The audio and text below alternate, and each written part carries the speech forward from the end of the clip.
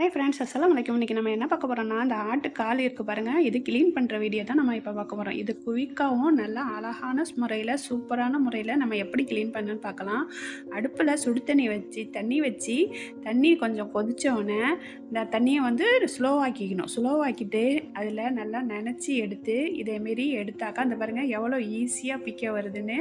இது நான் கையாலேயே பிக்கலாம். ஆனா கை சூடு தாங்காது. அதனால நம்ம கத்திய வச்சு எடுத்தா நல்லா சூப்பரான முறையில வந்துரும்.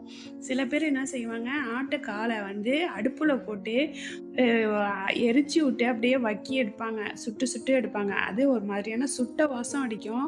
அது நம்ம சூப்பு வச்சா அவ்வளோ ஒரு டேஸ்ட்டு நல்லா இருக்காது. இதேமாரி நீங்க சுடு தண்ணீல போட்டு எடுத்து, இந்த மாரி நீங்க கிளீன் பண்ணி எடுத்தாக்கா, சூப்பரான முறையில ஆட்டுக்காலு வெள்ளை வெள்ளேன்னு சூப்பரா இருக்கும். நம்ம சூப்பு வச்சாலும் அந்த சூப்பும் டேஸ்ட்டா இருக்கும். நீங்க எவ்வளோ ஈஸியா இருந்து பாருங்க. சுடு தண்ணீர வந்து நம்ம என்ன செய்யணும், நல்லா சுடு தண்ணிய கொதிக்க வச்சுக்கணும். அப்புறம் கொதி வந்தோனே அடுப்ப ஸ்லோவுல வச்சு நம்ம அடுப்பு கிட்டனயே நின்னுக்கிட்டு, இந்த மாரி நம்ம நெனச்சு நெனச்சு எடுத்து, இப்படி எடுத்தாக்கா நல்லா எல்லாமே சூப்பரான முறையில நம்மளுக்கு கிளீன் ஆயிடும். இங்க பாருங்க எவ்வளோ அழகா கிளீன் ஆயிடுச்சுன்னு. இங்க பாருங்க இந்த மாரி கிளீன் பண்ணி நம்ம நல்லா கிளீன் பண்ணணும். கிளீன் பண்ணி எடுத்துட்டு, இப்ப வந்து நான் பச்சை தண்ணீல எல்லாத்தையும் கிளீன் பண்ணி எடுத்துட்டேன்.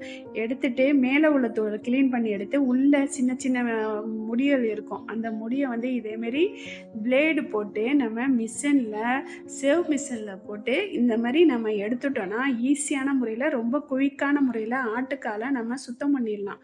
நீங்களும் ஒரு முறை இதேமாரி ட்ரை பண்ணி பாருங்க. இந்த ஆட்டுக்கால நானு சுத்தம் பண்ணி எடுத்துட்டேன். நல்லா சூப்பரா வெள்ளை வெள்ளேன்டு இருக்கும். இந்த மாரி நம்ம கிளீன் பண்ணும்போது, அடுப்புல வச்சு வாட்டுனா கருப்பா போயிடும். ஸ்மெல்லும் ஒரு மாதிரியான ஸ்மெல் இருக்கும். நம்ம சூப்பு வச்சாலும் அந்த அளவு சுவையா இருக்காது.